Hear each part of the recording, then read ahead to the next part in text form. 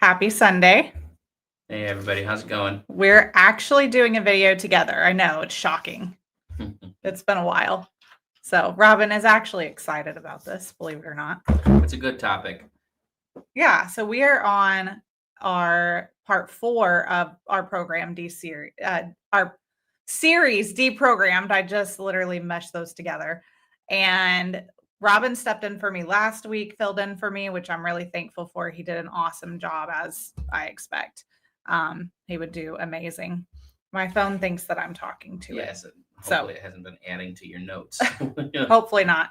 So I have my notes pulled up on my phone down here, but Robyn and I are going to be discussing Deprogrammed in a little bit of a more personal way today, and how the enemy has tried to program us from birth and even, into adulthood, and what that looks like. And why is this important? So just a little recap. I wrote this series called Deprogrammed because from birth, Satan has tried to program us. And if you do any satanic ritual abuse counseling, that programming is so real from the devil, and how each one of us are programmed from birth. And so the Lord dropped this title, Deprogrammed, it to me. And I have this amazing prophetic art cover for the book that I'm doing. And this is already being copyrighted, so you can't steal it. But because it's really good, and I've got nothing but amazing feedback so far, and I'm really excited about diving into the meat of it. You guys have gotten a lot of the basis of it, but I'm excited to dive into the meat of it. But today we're with you. This is our Fireside Grace Sunday family sermon. And so we are at the church right now. We still need chairs, and I need to get stuff here for the bathroom changing table. We're waiting on the children's activity table and their chairs to come in. We need insurance that covers children's church. And so there's still some things. We have to have an occupancy evaluation from the fire department, fire marshal. And so there's still some things we're getting in order here for the church. But if you would love to give a year-end donation to help with that, we'd be so thankful. We're just trying to get this place filled and ready to go. It's going to be professional, of course, and respectful, but it's going to also be set up like an intimate living room, to where people walk in and they feel like they can be comfortable and be themselves here and rest and really receive what God has for them. Yeah, that's what we want. Yes. Intimacy. Yeah, just intimacy and freedom to be yourself here and just relax, because a lot of people have gone through church hurt. And I know that the Lord has personally called us to help people who have experienced church hurt. So anyway, we're in my office today. This is my background. You can't see the whole thing, but this is actually, maybe he'll show you. Jesus feeds the 5,000, because I just want to feed everyone. I want to feed everyone everything they need. And if you come to my house, I send you home with food. That's just what happens. And so I love to take care of everyone. So I'm praying that through this, we will be able to multiply what God has given us and just be able to take care of everyone here. So I'm really excited about my little office, my first time recording for Fireside Grace here, besides a couple shorts. Yeah. Okay. I tried to get her in my office, but she wouldn't do it. She said it's too dark. No, it's gloomy and dark. It's just professionally lit. It's more professional. It's manly professionally lit. And here it's so bright as day. Yeah. Well, I like it bright. So I actually don't like it bright most of the time, but I like it bright when I'm recording. Anyway, your setup is great, but I wanted to be in here because we haven't recorded in here yet with my equipment. Technically, I brought half of my setup in here. Not funny. Okay. So today I want to talk about how being in survival mode, and how trauma keeps you in survival mode and makes you feel on edge. So there's a lot we're going to talk about. We're going to talk about the new year. We're going to talk about imagery from the Bible that helps us reset our parasympathetic system into action and helps calm our system down. We're going to talk about how we've helped each other heal from being deprogrammed, and how important it is for the body of Christ to come together in relationships to heal from those things. But first, before I get into this, I just want to ask you, Robyn, what are some of the things that you feel like from a very young age, Satan tried to program you for? I know exactly, because I saw it when I was in hell, because I saw this devil going through all of the things that ever happened in my life, and they were trying to condition me to do the number one thing was sexual sin, and then they were trying to condition me to reject people and to isolate and stuff like that, because all of that just I saw just fed into giving into the things that they wanted me to do. So I saw that the demons would literally put people in my path, sicknesses, temptations, irritations, use my dad, especially family members, friends, people at school, etc. All of them. He would work, the devil and his demons would work through all of those people, all of the things around me, in order to manipulate and condition my brain to get a response and a reaction that they wanted. And it was so that they could use my body to sin in different ways. And then also so that they could keep me controlled and keep me out of God's cycles. And that was a very big thing about the cuss words, everything. Oh, Well, that's all very good. I think we can all relate to a lot of that. I want to dive into kind of more tangible experiences. Like, one of the ones that comes to my mind for you, there's several, but one is how you just knew you wanted to be a pastor. You just had that innate desire to be a pastor, and that was Yeah. from God. really even before I was saved too. Yeah. So tell us a little bit about that and how the enemy tried to sway you from that. Well, here's the thing. There was no power in the church. And it would constantly be pointed out to me through media, through people around me and stuff. There was no power in the church. The people that I saw that were pastoral leaders were usually not connected to the church, or they weren't good family leaders and stuff. When I told someone that I wanted to be a pastor, and I was just a kid, I didn't have a mentor or anybody. They said, "What do you want to do? When you grow up, like, what do you want to do when you're an adult?" Yeah. And I said I wanted to be a pastor. Well, they asked me a bunch of questions about what I believe about Jesus and all this stuff. And I guess they didn't take into consideration that I was a new Christian and a teenager that was raised in a house full of atheists, agnostics, whatever you want to call it. My mom says she believes in Jesus, but my dad was hardcore, didn't believe in anything, which he claims he believes in God now. So Yeah. there's that. But instead of the person saying, you should know the answer to these questions if you're going to be a pastor, and if you would like, I could disciple you, mentor you, teach you, whatever. I didn't have that.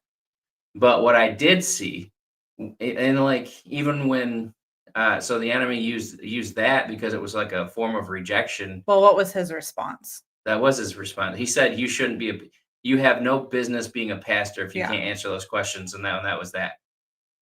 Completely rejected and shut down from that. And so, that was the number one thing. And anytime I would read the Bible when I was a kid, my dad would mock me about reading the Bible and stuff. And I would say, "Oh, it's just a bunch of fairy tales." And I'm like, it's like reading Shakespeare.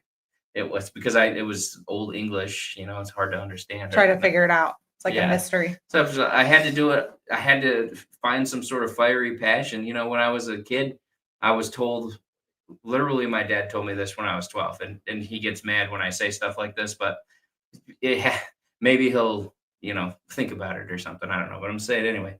When I was a kid, he told me if I'm not talking about drugs, alcohol, or a woman that I'm sleeping with, and I was 12, not to talk to him because we don't have anything in common. How would I even do that stuff when I was a kid? You know what I mean? So, Or even tell your children that. Like, that's not okay. right. So all that stuff just kind of like, it's like, well, why would I go look to God to be my father when my earthly dad wasn't a great example? And I'm not saying that he was all bad all the time. Right. I'm not saying right. that by any means. We're trying to make a point. He's human. Yeah. But the enemy still used it to condition me to want to reject people and reject the church because I felt rejected. Yeah. And a lot of the church, I do think when you came into the church, you were pretty accepted. Is that right? It depends. When I first I had to go to when I really got saved. Yeah. Some places I was and other places I was not. It was 50-50. But when I did find a church that I liked, I didn't go to the churches that I used to go to, because when I went there, they just saw me for who I was. Right. And so there was no, I went to a church after I'd been saved for like a year and said, "You think I could ever, do a lesson about how we handed over our rights as sinners to Satan, and then Jesus bought the rights back?" And he said, "No, you'll never preach at this church." And I was like, "Oh wow, that was the last time I went to that church." Well, eventually I found a church, and they did accept me and encourage me to walk in my faith. And the pastor was reachable. Pastor Gene Kipper was his name, actually. He was reachable. You could always find him. You could always get a hold of him. And he would mentor me and talk to me about things and stuff. And that's when I was going to that church when I decided that I wanted to be a pastor again. And I asked another pastor, Tim Freilich. I said, "I feel like I want to be a pastor. How do I become a pastor? Do I like go to school or something?" He's like, "Well, I do feel like you're called to the fivefold ministry. I just, he's like, pastor's probably part of it." Robyn's not the most pastoral person. Yeah, well, I was kind for a New Yorker. Yeah, you are very kind for a Southerner. Yeah, you're very kind. He does have pastoral leadership and talents, obviously. An amazing teacher for sure. But I think maybe how the church views the pastor might need to change a little bit too. Mm-hmm. And how the pastor views the church too. Mm-hmm. It's not just a job, that's your congregation. Like Pastor Ron said to me when I first started going to church there, I prophesied to somebody, and he said, "Just so you know, when you're here, if you want to prophesy, you come get one of us, leadership, me or Paul or Heidi." Kim, her last name is Height, so I was thinking Paul Height and not Heidi. And as a witness, he's like, not just to protect you, but to protect other people. And I submitted to that. At first, I was like, I don't need permission to prophesy. That does not shock me in the least bit. And then I went home and I prayed about it the same day. And I was like, you know what? He's right. It's his church. It's his flock. It's his congregation. He's another person that was reachable. Yeah. Anyway. And then you ended up traveling. You watched John Paul Jackson for a long time. Mm-hmm. And then you ended up doing ministry really because of what you learned from John Paul.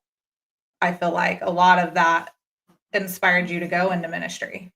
Yeah, it did. I thought all ministry was dream interpretation, and that was like and that was like my big thing. And so I didn't anyway, I thought that was my my number one thing, but it is. Well, it is. We go through seasons. Like it's one of the two things that the Lord said that I'm specifically called to do. Yeah, me too. So we actually met doing dream interpretation together. That was the first thing that we met doing. He was teaching it, and I was attending a meeting where I ended up interpreting a dream that was given. And that's actually the first time he heard my voice.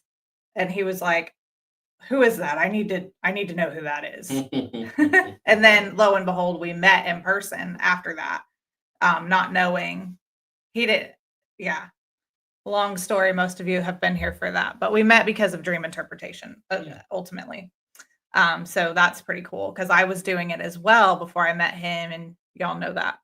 But I really didn't even know who John Paul was, and I was like, "How do you not know who I he did is?" not. We studied other people. I was under James Gall and things like that. So yeah, don't. And I said, "Stop." She said to me, "How do you not know who Kim Clement is?" And I was like, "Who?" Or Glory of Zion and Chuck Pierce and like, all these amazing people. And I'm like, "Oh, Dutch Sheets, I've heard of him. He wrote a dream book. I saw that in Carl's house when I was living with Carl. Right before I met her." I studied Dutch and James Gall and all those way back when. I didn't branch out. I didn't know any of the other prophetic people or prophecies or any of that, and I still really don't. I know. Yeah, we don't study a lot of those. And things. I don't say that I know something. I know a person if I don't know them. You know what I mean? Like, yeah. If I don't have a relationship, I'm not going to say I know them. I'll say, yeah, I know who they are. So we talked a little bit so far about how the enemy tried to program you to not do what you're called to do. Obviously, we're here doing what we're both called to do today. And so God won and is winning in a big way and will continue to win. But tell me a little bit about you. You already started the journey of how God put godly men in your life that did accept you to help formulate you into who you are today. But then I want to talk a little bit about us. I know that that's a little weird, but I want to talk about how, and I'll talk about it from my perspective too. But I want to talk about how have I helped you heal and and helped you become who you felt like you're supposed to be. And I have the same story from my perspective. And I'm not saying that for me, but I'm saying that because the whole purpose of Deprogrammed is to show that through relationships, God brings healing through relationships most of the time. And it's through relationships that we can actually be more healed than we are traumatized. And that's the whole emphasis of the series in the book, Deprogrammed. So, what are some ways that maybe being in a healthy relationship with me has helped you live into your full potential, or even anyone else? I just use us because we're with each other every day. But Right. One of the biggest things is learn how to love and uh, get through strongholds. I struggled with a lot of strongholds because my ex-wife was she would ask me questions. fill in the blank. She would ask We're me not gonna do that. questions so that it seemed like it was so that she could just have an argument with me. Or I don't know if she legitimately didn't expect me to answer the way I expected. I guess with me, you just kind of expect the unexpected.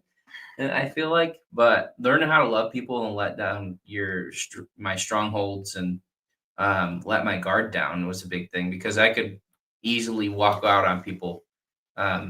Not so much when we got married, but before that, I could just pack up and leave and not think twice about not seeing any of the people that I knew and just go out and make new friends or do a new job or something. Ugh. My wrist smells like cheese from that watch. I need to wash that. That's disgusting. Yeah, and it's grossing me out big time. Okay.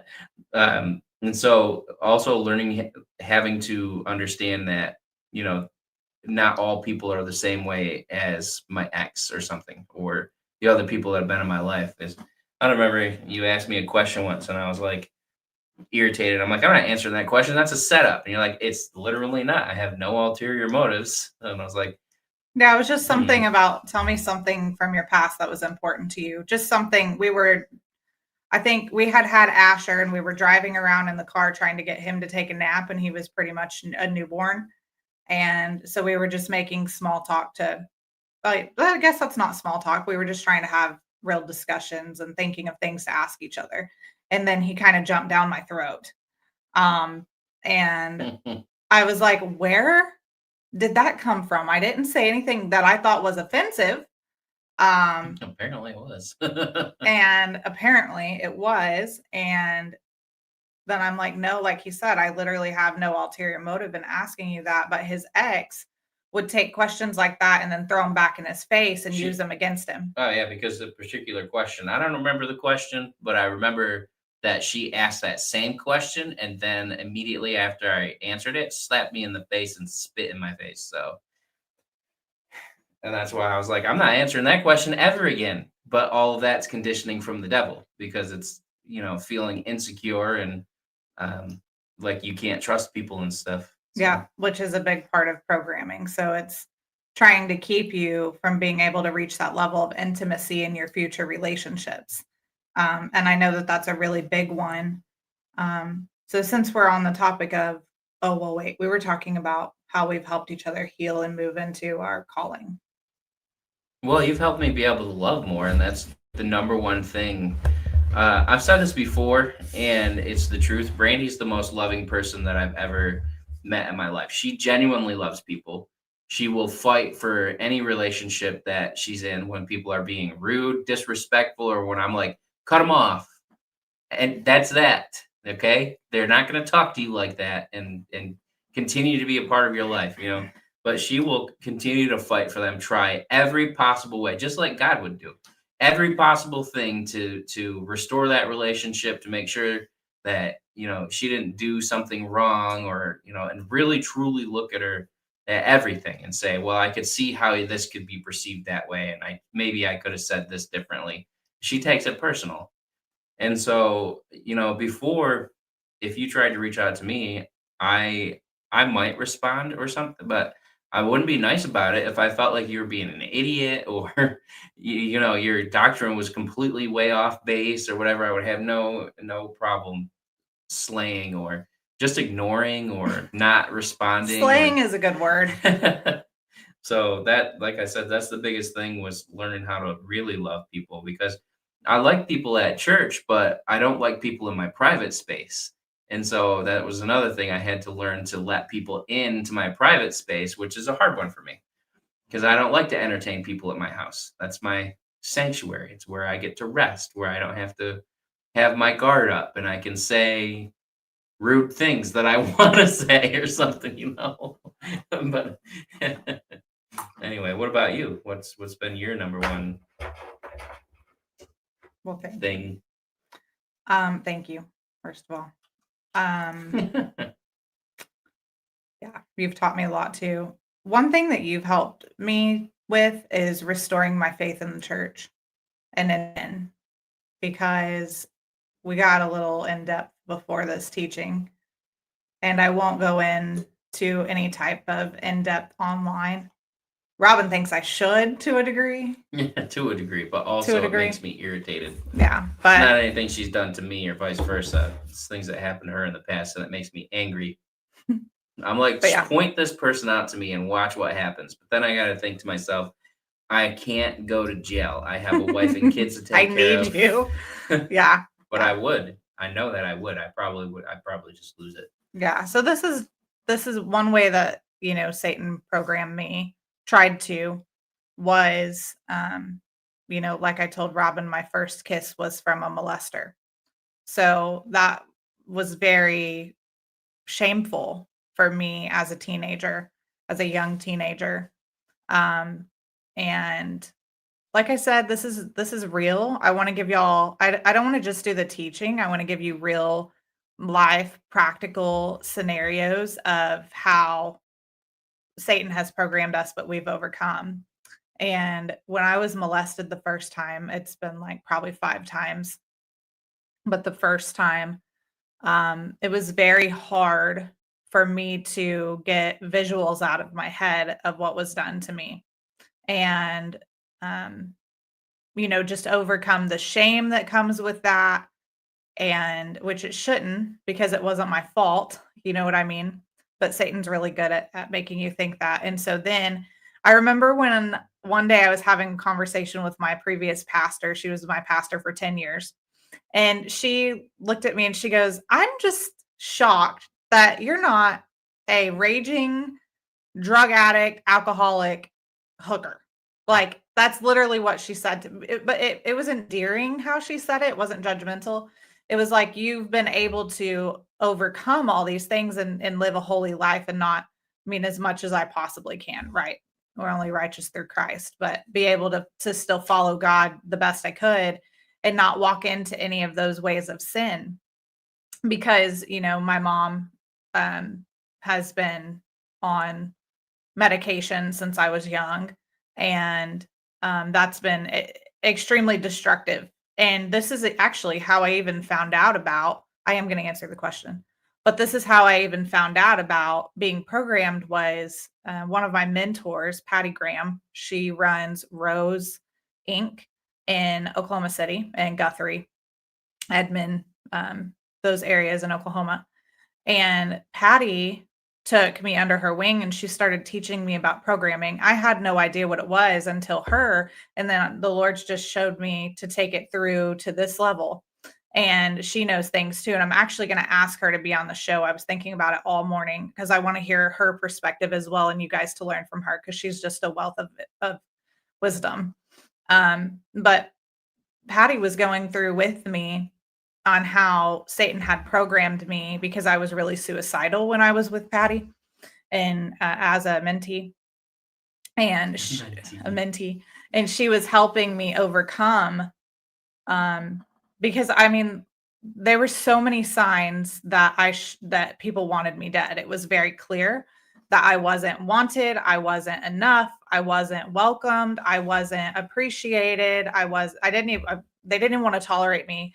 And so, I would drive home to things like my pictures being thrown down on the ground and shattered for me to see when I walk in, my face being ripped out of pictures for me to see when I walked in my own home.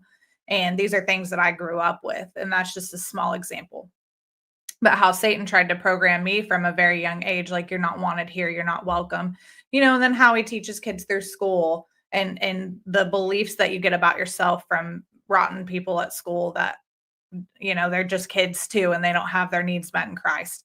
And so there's all those things that Satan used to program me. By the time I was a mom, those things follow you if you don't get healing. And I got a lot of healing, but even by the time I had Asher, Asher's 7 now, after I had him, I didn't really go through postpartum depression really bad, but I did have a little bit of it try to come up. And I remember one day just laying there going, Asher would be better with another mother, and Robyn would be more happy with another woman that could love him better. And that was like, but of course I overcame that and I shut those lies down. And I just had a baby. So my hormones were not right. But that was programming from what Satan had done from when I was born all the way up to when I had a baby. And so it's really important that we do our absolute best to rest and get out of survival mode and allow God to heal us. And we'll have to do another teaching on this. I feel like I still have 2 or 3 left in the series to go, but I have to end this before my computer dies in a little bit. And it's pretty low. So we'll go on to more about that. But through that, Robyn even helped me overcome, because after a little while, he learned the things that I needed to hear. And by learning the things that I needed to hear, he decided to tell me them every day. So every night before bed, he tells me what I need to hear. Almost 9 years every night. Yeah. And that's really good, because it just cuts out any room for Satan to come in and say, you're not what I want. You're not good enough. You're not this enough, which all of us women and probably men here as well. And so through that, I've been able to heal from, sexual abuse, with Robyn, and being able to know that there's someone that I can trust. And that took a long time. Like, I'm not even gonna lie. It took several years, for me to heal from that, even though I thought I was healed. When you get married, all of a sudden you realize the things that you're not really healed from, that you thought you were healed from. And so we work through those together. But the other thing is belief in humanity. I almost got to the point where I didn't really feel like the man that I was looking for existed. And now it's just in a state you weren't looking in. I know, right? Well, I wasn't really looking when I met you, actually, at all. Me either. Completely wasn't. No, I wasn't either. I was put on the back burner, never. Done with men, done with relationships. But then also in the church, because you've been very consistent and very, very much an example of consistency that gave me the belief to even do this, to be able to be those pastors that I've always, wanted to be, to have the church, to have this ministry, and believe in myself, and believe in doing it with someone, because I never really wanted to do ministry by myself. I always wanted it to be with my husband, because I feel like, is it bad to do it by yourself? Absolutely not. I did. He did. Like, people do it all the time and are extremely, amazingly, absolutely miraculously effective. But my ultimate desire was to do it with my husband, to give the body of Christ a picture of what it looks like to have a healthy marriage, because, that isn't something that most people had a good picture of. I mean, at 17, my parents divorced after 25 years of marriage.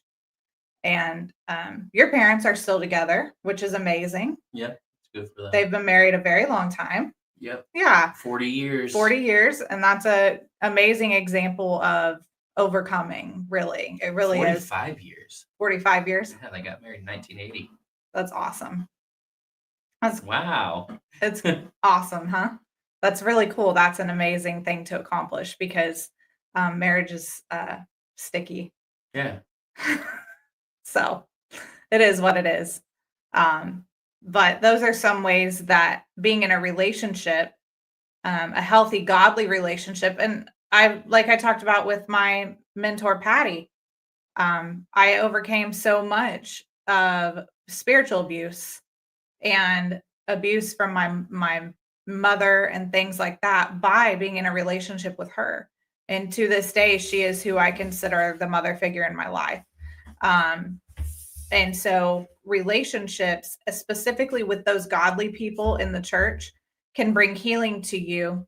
And we need to be a church. And my prayer is that we are a church that becomes more healing than we are hurtful. Mm-hmm. And we want to deprogram what the enemy has done and reprogram you and reprogram ourselves to believe in relationships in the church again. Yeah.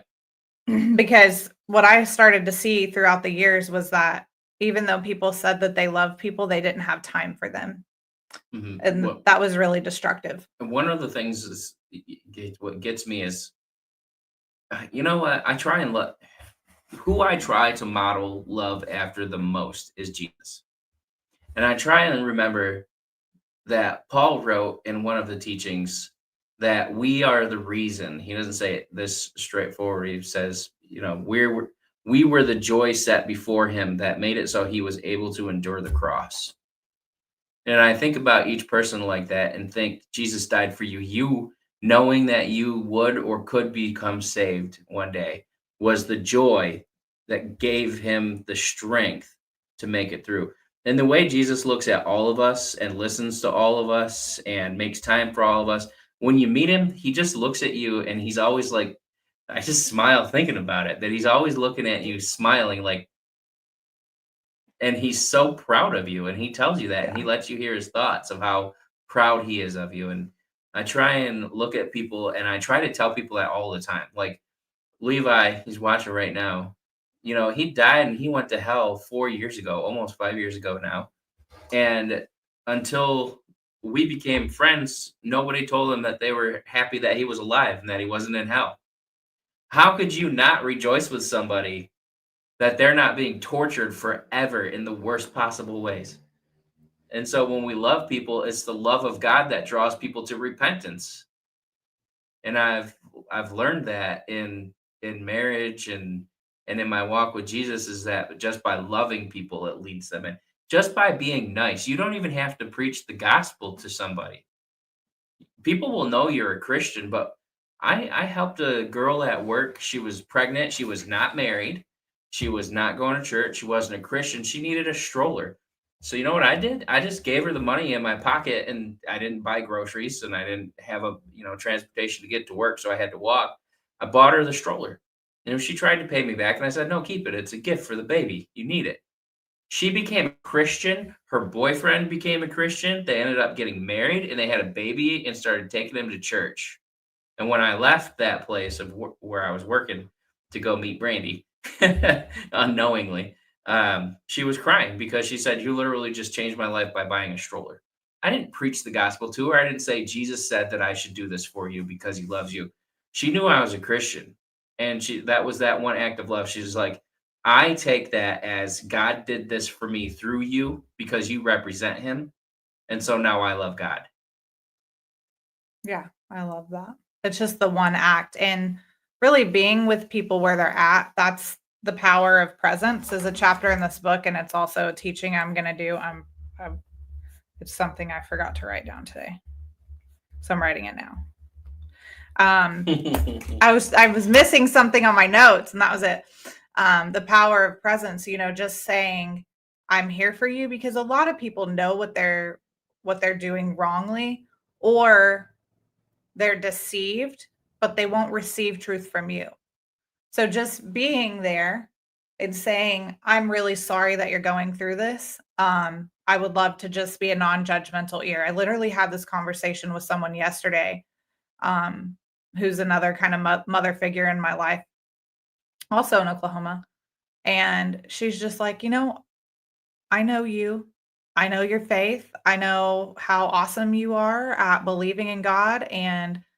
But just know that you can tell me you're going through something without me thinking that you're not in faith or whatever. And I was just like, thank you, because it's amazing how many people don't ask how you're doing because they really don't know, or they don't want to know, or They don't want you to answer honestly. no, or they want you to just say, everything's great. How are you? You know, and I'm not that person. Oh, I'm not.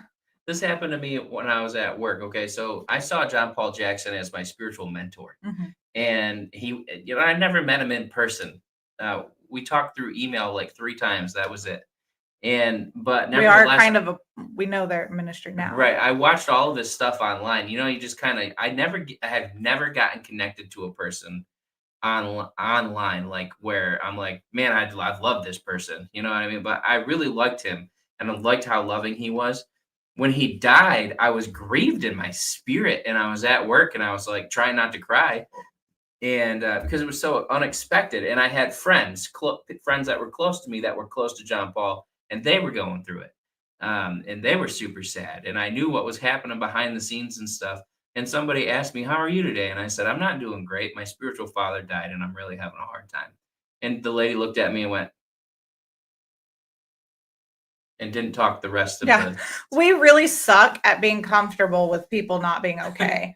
So I really hope Looking that back at that, that's such a New Yorker response, isn't it it? doesn't matter. It's just, it is, but it's so cold. It's like, Right. it's okay to Just it's okay to not be okay that day. yeah. It's not okay to remain a victim, right? There's a difference between being a victim of something that's gone on and talking through it and working through something difficult versus staying in that situation. And you can tell who is and who isn't doing that. You don't want to condone someone that's staying there, but also if they're mentally staying there, what need do they have that's not getting met? That maybe you could help them get out of that cycle as well. So that's kind of twofold. But yeah, I'm sorry they responded that way. That was very unchrist-like, really, because Christ cries with us. Oh yeah, it's just a random person at work that just she didn't say another word to me. Now looking back It's at so it, I'm like, that's sad. such a New York thing. She could have at least said, "I'm sorry to hear that," Yeah. but it'll get better. Like one time I was at work and somebody came up to me. It was this girl. I don't know her. I've never seen her before. I've never seen her since. And she was crying, and I just looked at her and I said, "Do you need me to go kill somebody?" And she goes, "No, I'll be okay, but thank you for asking." I was like, I don't even know who this person was, but how difficult would it be to just give a response like that when you see somebody going through it, Yeah. or when you see someone being attacked, even if it's in the comments or something, like. So my computer's about to die, which is sad because I want to keep talking, but we need to wrap up and get to the babysitter anyway. So I want to end this by saying maybe you can be this year the hope and light in someone's life that teaches them and helps reprogram their brain that the body of Christ is really loving and really supportive and helpful and practical in what they have need of. And that you can reshape how they feel about Christians. So I want to encourage you for that. I do want to do another teaching for New Year. So maybe we can record again Tuesday or something together. Yeah, that's fine. Um, We have Monday and Tuesday. I mean, I have to record on Monday, but we can Yeah. still put out. I put out 3 or 4 shorts a day, so if people aren't used to seeing notifications, then yeah. So be encouraged that you can be the light in someone's life. There's someone on here that's saying she's gone through sexual abuse also as a child and adult. You're thinking that there's maybe not a man out there for you, but it's really funny. Our testimony, a lot of you guys have heard our marriage testimony, which is just insane, by the way. But we weren't looking for someone at the time that we met. We were just doing what God had called us to do, and I was working 7 days a week. yeah, and I just happened to be like, oh, that's the girl that's the one that I saw in my dreams. Yeah. And that we did. Yeah. 3 years before I met her, so there was no flesh involved. Right. Anyway. Right. And I have the same kind of thing. But I missed my opportunity to first meet him because we were supposed to also, both of us, he was from New York, I was in Oklahoma, and the Lord had told us both to move to this certain part of Texas. The same part we were going to cross pathways. I had dreams about where I was going to meet my husband and a coffee shop there. And that would have been a coffee shop that he was going to go to. We even drove by it, talked about it. He moved in with someone who actually occasionally attended the church that I was going down there to attend while I was in college. I had a full ride scholarship for a dual MD PhD in neuroscience. And so I was going to go down there to college. And I actually had given my notice at my apartment, and it was the ending of my lease that same week, April 1st, the same week that he was going to move, that God told him sell his car and prepped him for all this stuff to move to the same spot in Texas. So, however, at the time my ex came back into my life, we were in a relationship for 10 years. My ex-boyfriend, I wasn't married, but we were together for 10 years and friends for many years before that. And he came back into my life, apologized for all the things. We had been separated about a year and a half at that time. And I gave him another chance because that's what I thought that I wanted. And because I gave him that other chance for the next couple of months, I missed going to Texas.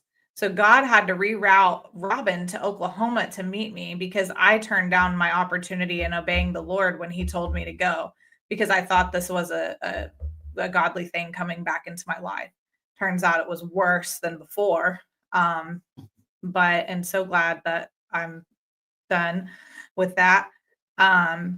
But because of that, God had to reroute him to me. So the whole point of saying that is to say, God will get you the person that he has for you to you. And you don't have to be on this manhunt. Not that you are, but I'm just saying, you don't have to be on a hunt, and you just have to be open to what the Holy Spirit wants, and God will put you together. Then I think that story is really encouraging for those of you that are, maybe looking for your spouse. Yeah, that's good. Okay. Well, we should probably wrap it up. Well, if you guys, I have to say this, that I do. We don't send a bunch of spam things out on it. But if you want to give a year-end donation, we would so much appreciate that, especially for the sanctuary, Shalom Sanctuary and Animal Rescue. We really need to raise funds for that. We don't have anything consistently coming in, and everything that has been given this year has been used. We have payroll Wednesday for the sanctuary, and I actually need about $2,100 to cover payroll on Wednesday. So if anyone would be willing to step up and help for an end of year donation to that, please email me, firesidegrace@yahoo.com. You can email us and I will get that to you. You can check out my Etsy, where I have awesome blankets, earrings, soaps, beautiful things for sale. And that would be a great support for us. Also, you can always give to us at Fireside Grace, which we would so much appreciate. But Happy New Year. Hopefully we'll be back to you guys for the new year. And we thank you so much for being here. Have a blessed day. Bye-bye. Yeah, we'll see y'all tomorrow.